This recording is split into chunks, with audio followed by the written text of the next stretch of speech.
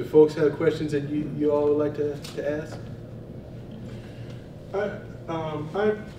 I guess I've been listening to your music, both of you. I got both of your CDs. In fact, I just bought your Inheritance, got in the mail the other day.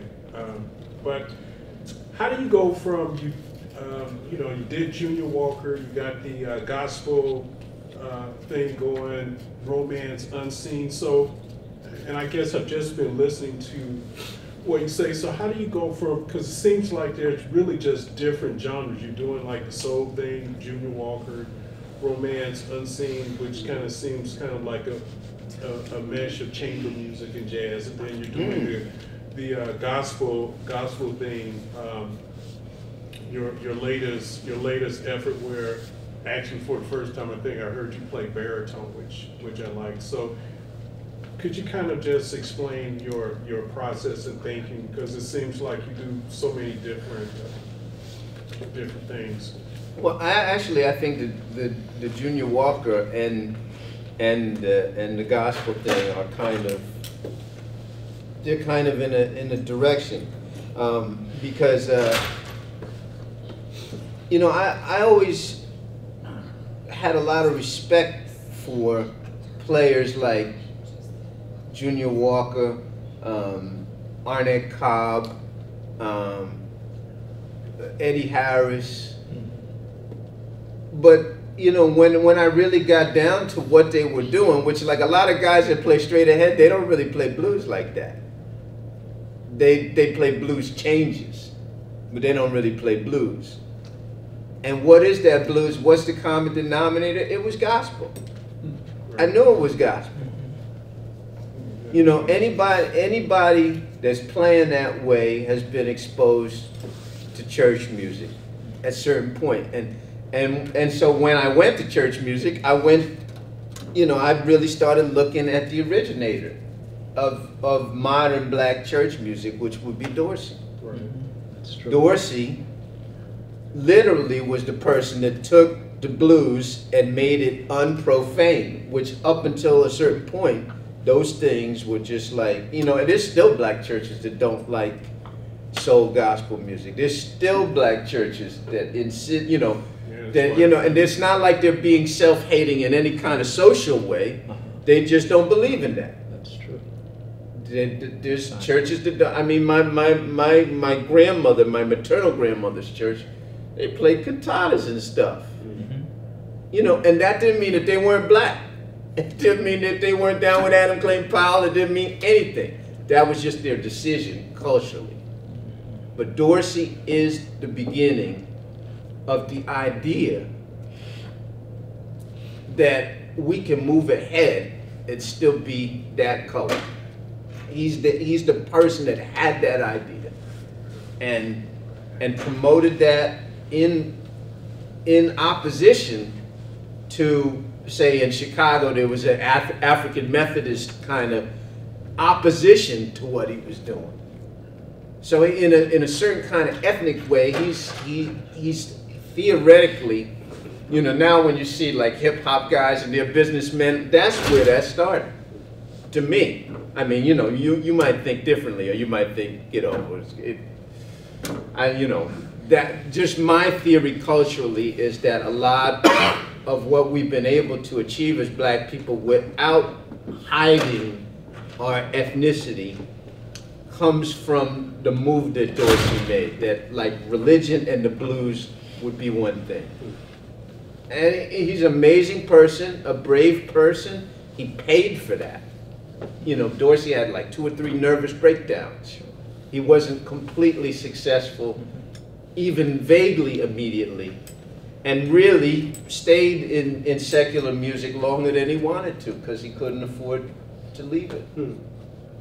So, you know, to me, he's somebody that everybody should really understand the weight of what he's done. The weight of what he's done cannot be underestimated in our music. So I'm you know, it wasn't so much that it was a gospel record. It was about those people and their importance, about Sister Rosetta Tharpe, who was, again, not just a bad cat, but she's really the first rock and roll musician. It's true. You know, and people don't want to believe that rock and roll comes out of the black community or the black church. Nobody wants to believe that. But everybody knows, anybody that knows that history knows that that's where it comes from. So those, you know, when jazz critics want to diss me, they don't even want to deal with what I'm saying. Mm-hmm. What I'm saying, they don't like. Because it's you know, it's, without being exclusionary, it's a very kind of Afrocentric intellectualism that pervades a lot of what I'm saying in my music. You know, they want to make like I'm crazy and I only play classical music. That's what, that really ain't it. That really ain't it. You know. So, you know, when I explored Dorsey's music, it was because I was interested in Dorsey. Dorsey is, you know, one of the heroes of modern American culture, period. Modern American culture. So that's why I did that. But, you know, not enough people realize, you know, like when people talk about guys like Arne Cobb, they want to say that what they're playing is because they're from Texas. You hear that all the time. Oh, there's a Texas tenor, Texas. That ain't Texas, that's church. Yeah. It's not Texas. It's not Texas. You know. So that's what I was, that's how those things are connected. Because you know, before I was really studying church music, I couldn't figure out what Junior Walker was playing. It's like, oh man, this is a B-flat 7, and what does he play? I can't really, you know, like it's cool, but it's like, how do you get to that? And then I checked out some church, all of a sudden, you know, like I started with the contemporary church music that was happening at the moment that I got interested in it. So I was, you know, I went to Hezekiah Walker's church. I saw Kirk Franklin a whole bunch of times. I saw Lee Williams and the Spiritual QCs, and Yes. you know, like I didn't just buy those people's records. I went to see them. I went to conventions. I went, you know, like I went into it. I started praying. I started, you know, like I really found some identity in that. And all of a sudden, and I had no interest in the music. I was actually interested in ministry. Not being a minister, but I was interested in what T.D. Jakes was saying. I was interested in what Tony Brazelton was saying. I was interested in what these guys were saying about how to live and how to think.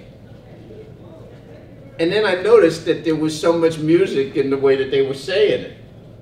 And then I noticed that somehow what these cats were saying and what these cats were saying, there's the same melodic material was in it. And then, you know, I started looking at A.W. Nix and like all the old ministers that made 78s, and you know, like all of a sudden it's like, oh man, there's like an approach in here. And then when I went back to the Junior Walker, I didn't have to wonder where what he was playing was coming from.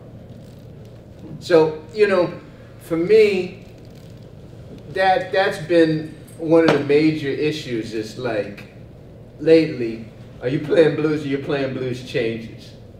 Blues changes are like, okay, you do B flat, C minor 7, F7, D F diminished to G7, you know, like blues changes.